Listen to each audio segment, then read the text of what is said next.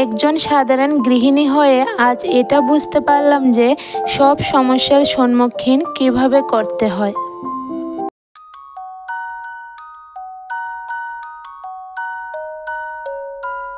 রাধে রাধে বন্ধুরা, good morning. কেমন আছো তোমরা সবাই? আশা করছি সবাই খুব ভালো আছো, আমরাও বেশ ভালো আছি। আজকের দিনটা হলো রবিবার, তোমাদেরকে সাথে নিয়ে সকাল থেকে ব্লগটা শুরু করে দিলাম। এখন সময় হচ্ছে সকাল 6টা। আজকে একটু দেরি করে ঘুম থেকে উঠলাম, কারণ আজকের দিনটা হলো রবিবার আর ছেলেরও স্কুল নেই, ছেলের বাবারও অফিস নেই। তাই কী করলাম, একটু দেরি করে ঘুম থেকে উঠলাম। তো উঠে সোজা মুখটা ধুয়ে নিলাম। এখন এখানে বসিয়ে দিলাম চা, আরেকদিকে বসিয়ে দিলাম দুধটা জাল হয়ে গেছে। এখন ছেলের জন্য টিফিন বানিয়ে নিচ্ছি। এমনিতে তো ছেলেটা সকালবেলা টিফিন খায় না, ভাত খেয়ে স্কুলে যায়। তো আজকে কি করলাম, একটু মুড়ি দিয়ে কলা দিয়ে দুধ দিয়ে মেখে দিলাম। একদমই খেতে জানা এই টিফিনগুলা, কিন্তু আমি জোর করে খাইয়ে দিয়েছি। এমনিতে সকালবেলা যদি কোনোদিন টিফিন খেতে হয় তাহলে ও হরলিক্স দুধ খাবে, কিন্তু এসব টিফিন একদমই খেতে জানায়। কিন্তু আজকে আমি জোর করে দিয়েছি, আমি কই খেতে হবে তোমাকে, কারণ হরলিক্সটা এখনও ভাঙেনি, কালকে নিয়ে এসেছিল, এখন ভেঙে নেব। তো দেখো এদিকে আমার চাটাও হয়ে গেছে, এখন ছেঁকে নিচ্ছি। আর সকালবেলায় চা না খেলে তো একদমই দিনটা চলে না। সকালবেলায় চা খেয়ে দিনটা শুরু করি, খুব ভালো লাগে জানো তো। আর সকালে যদি চা না খাই না, একদমই কাজে মন বসে না। আর চাটা খেলে যেমন শরীরের মধ্যে একটা এক্সট্রা এনার্জি আসে, কাজ করতেও ভালো লাগে, সব কিছুই ভালো লাগে। তো চলো বন্ধুরা, এদিকে আমরা চা টিফিন করে নিই, ততক্ষণ অবধি তোমরা আমার ব্লগটার পাশে থেকো। এখানে আমি বিস্কিটের প্যাকেটটা ভেঙে আমাদের জন্য নিয়ে নিলাম একটা প্লেটের মধ্যে, আর বাকি বিস্কিটগুলি একটা ডিবির মধ্যে ভরে নিলাম। আর বাবা এর পাপা আসার সময় ক্যান্টিন থেকে বাজার করে নিয়ে আসলো। আমরা তো মান্থলি বাজার করে, তো সব কিছু বাজার নিয়ে আসলো, এখনো অবধি গুছাইনি। এখন চা খেয়ে এগুলোকে গুছিয়ে নিচ্ছি। আর এখানে দেখলে মেয়েটা কি করছে, সবগুলি জিনিস ছুঁড়ে ছিটে ফেলে দিচ্ছে। তারপরে এর পাপাকে বললাম ওকে নিয়ে যাও, মানে মেয়েটাকে নিয়ে যাওয়ার জন্য বলছি, কারণ ওর জন্য আমি একটা জিনিসও গুছাতে পারছি না। এখানে মোটামুটি সব জিনিস নিয়ে এসেছে মান্থলি বাজার। আর আমার না এমন অভ্যাস হয়ে গেছে, ঘরের মধ্যে যদি মান্থলি বাজার না থাকে আমার একদমই ভালো লাগে না। আর একটা জিনিস শেষ হয়ে গেছে এরপরে গিয়ে দোকান থেকে আনো, এটা আমার একদমই ভালো লাগে না, কারণ একটু দূরে বাজারটা, তো যাওয়ারও সময় লাগে। তো আমি কি করি, সব সময় আমাদের ঘরে মান্থলি বাজার এনে রেখে দেয়। তো চলো বন্ধুরা, এদিকে আমি জিনিসগুলি গুছিয়ে নিলাম, এখন চলে আসলাম বাইরে। আর এই কাপড়গুলি গতকালকে ধুয়েছিলাম, আর বৃষ্টি নেমেছিল একটু পরে, আর একটা কাপড়ও শুকায়নি। এখন কি করলাম, সবগুলি কাপড় রোদ্রে দিয়ে মেলে দিলাম। তাহলে এখন যে ভিজিয়ে নিচ্ছি কাপড়গুলি, মানে আজকের যে কাপড়গুলি ধোবো আমি, এগুলি ভিজতে ভিজতে ওই কাপড়গুলি শুকিয়ে যাবে। গতকালকের যে কাপড়গুলি রোদে মেলে দিয়েছি ওগুলি শুকিয়ে যাবে। তো চাটা খেয়ে বাজারগুলি গুছিয়ে এরপরে কাপড়গুলি রোদ্রে মেলে দিলাম। এখানে দেখো আবার কতগুলি কাপড় ভিজিয়ে নিলাম, মানে প্রত্যেকটা দিনই আমার কাপড় ধোয়া আছে। কোত্থেকে যে এত কাপড় বের হয় আমি নিজেও জানি না। দেখো না, প্রত্যেকটা দিন ধোয়া ছিল আমার, একটা দিনও কিন্তু কাপড় ধোয়া মিস নেই আমার। এখানে ছেলের স্কুলের ব্যাগটাও আজকে ভিজিয়ে দিয়েছি, অনেকটা ময়লা হয়ে গেছে, আর এক্সামও শেষ হয়ে গেছে। আর এমনিতে তো আজকে সানডে, তো কী করলাম, স্কুলের ব্যাগটাও আমি স্রাপের জলে ভিজিয়ে দিয়েছি। এদিকে কাপড়গুলি ভিজিয়ে যাক, ততক্ষণ অবধি আমি রান্নাঘরে চলে আসলাম, মানে সবজি টবজি কেটে রেডি করে রাখি, তাহলে ফট করে রান্নাটা হয়ে যাবে, দেরি লাগবে না। আর এমনিতেও দেখবে গ্যাসের রান্না যখন সব কিছু কেটে রেখে দিই, যখন বেটে কেটে রেখে দিলে তাহলে বেশি একটা দেরি হয় না রান্না করতে। তো আমি এদিকে দেখো পেঁপে কেটে নিয়েছি, আর ঢেঁকির শাক আলু কেটে নিয়েছি, আর মুসুরির ডাল মুগ ডাল দিয়ে পেঁপেটা রান্না করব। আর এখানে লাই পাতার শাক, এটাকে আমি ভর্তা বানাবো। এখানে কড়াইয়ের মধ্যে একটু মাংস আছে, মানে গতকালকে মাংস আর ফ্রাইড রাইস রান্না করেছিলাম, তোমাদের সাথে শেয়ার করা হয়নি। আর তো একটু মাংস বেঁচে গেছে, ফ্রাইড রাইসও একটু আছে, তো এটা আজকে খাওয়া হবে সকালবেলা। আর আমি এ কথা কেন বললাম বন্ধুরা, যে একজন গৃহিণী হয়ে আজ বুঝতে পারলাম যে সব সমস্যার সম্মুখীন কিভাবে করতে হয়। ঠিক আমার সাথে আজকে এমনটাই হয়েছে, তাই তোমাদের সাথে এই কথাটা বললাম। কি হলো তোমাদের সাথে এটাও বলি। আজকে আমি রান্না বসিয়েছি, এরপরে কারেন্ট চলে গেল, মানে যখন রান্নাটা বসালাম তখনই কারেন্টটা চলে গেল, আর আসলো না। তারপরে কারেন্টের অফিসে ফোন করেছিলাম, ওরা বলছে কি আজকে গাছ কাটবে, কিন্তু গতকালকে একদমই অ্যানাউন্সমেন্ট করেনি, তাও আমরা আর জানি না। তারপরে কারেন্টটা আর আসেনি, আমি এই অন্ধকারের মধ্যে রান্না করতে লেগেছে।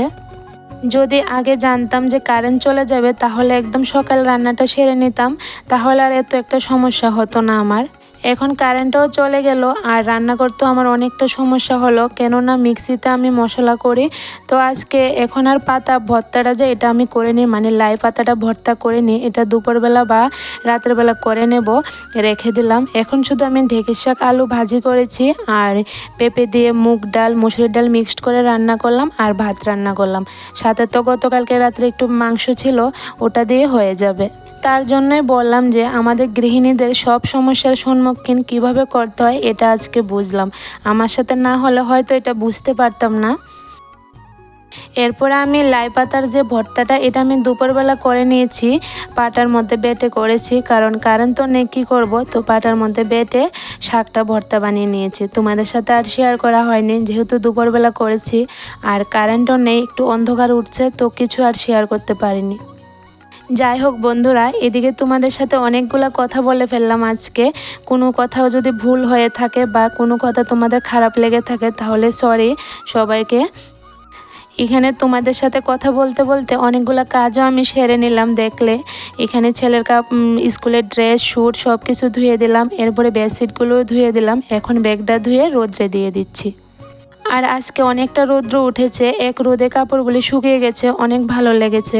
এমন যদি এক রোদে কাপড় শুকোয় না তাহলে অনেকটা কাজও বেঁচে যায়। না হলে কি হয়, এই কাপড়গুলি তুলে একবার বারান্দাতে মেলে দিতে লাগে, পরের দিন আবার রোদ্রে দিতে লাগে, তো একটা এক্সট্রা কাম বেড়ে যায়। আর এক রোদ্রে যদি কাপড়গুলি শুকিয়ে যায় তাহলে আর এই এক্সট্রা কাজটা বাড়ে না। কাপড় শুকোলেই বিকালবেলা গুছিয়ে নিতে পারি, তাহলে আর বেশি একটা অসুবিধা হয় না।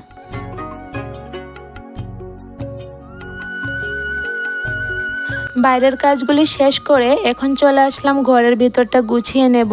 আর এখন সময় হচ্ছে প্রায় 11:30 12টার মতন, মানে দুপুর হয়ে গেছে মোটামুটি। এখন ঘরটিকে গুছিয়ে নেব। আর বন্ধুরা, আজকের ভিডিওগুলি একটু অন্ধকার দেখবে তোমরা, কারণ কারেন্ট নেই। তো আমি সব জানালা মেলে দিয়েছি ঘরের, যতটুকু ফর্সা আছে তোমরা তো দেখতেই পাচ্ছ, মানে রোদ্রের আলো ঢুকছে। আর এমনিতে তো কারেন্ট নেই, তো একটু অন্ধকার দেখা যাবে, প্লিজ তোমরা একটু ম্যানেজ করে নিও। এখানে আমি তোমাদের সাথে কথা বলতে বলতে ঘরগুলি গুছিয়ে নিলাম আর পড়ার টেবিলটাও ভালো করে ঝেড়ে নিলাম। এখন ঘরটাকে ঝাড় দিয়ে দিচ্ছি। আর এখানে দেখো বন্ধুরা, আমাদের ঘরের জানালাগুলি দিয়ে কত সুন্দর রৌদ্র ঢোকে, ঘরটা একদম ফর্সা।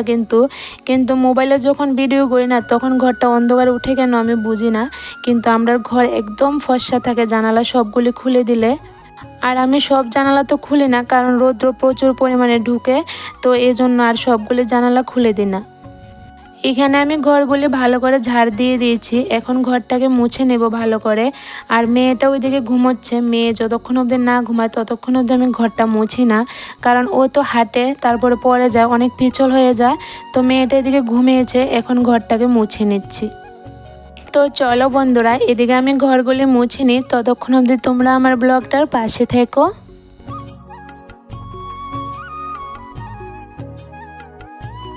আর বন্ধুরা, আমার চ্যানেলটা নিউ চ্যানেল, তো তোমরা প্লিজ আমার চ্যানেলটাকে সাবস্ক্রাইব করে আমার পাশে থেকো, কারণ তোমরা সাবস্ক্রাইব করে আমাকে যদি সাপোর্ট না করো আমি কিছুতে এগোতে পারবো না। তার জন্য তোমাদের সাপোর্টের আমার অনেকটা প্রয়োজন।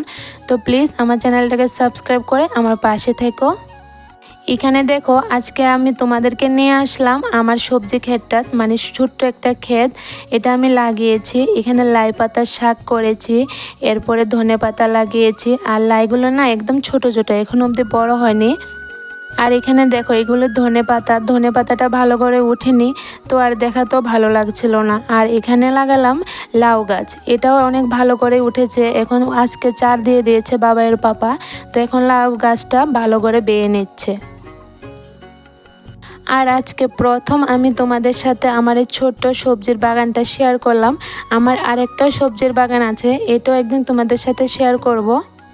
এখানে দেখো, বাবাইয়ের পাপা আমাকে পেঁপে পেরে দিচ্ছে। আর পেঁপে গাছগুলো আমাদের বাড়িতে 4টা না 5টা পেঁপে গাছ আছে।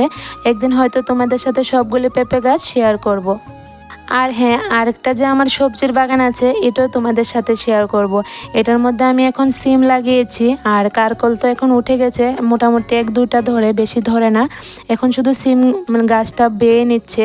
যখন সিম ধরবে বা এর আগে কোনো দিন হয়তো তোমাদের সাথে একদিন শেয়ার করব আমার সবজির বাগানটা। এমনিতে আমি বেশি কিছু সবজি লাগাই না, সিজনাল যে সবজিগুলো এগুলো একটু একটু লাগাই, তাহলে কি হয় গাছ থেকে পেড়ে টাটকা সবজিটা খেতে অনেকটা ভালো লাগে, তাই 1-2টো করে সবজি লাগিয়ে দিই।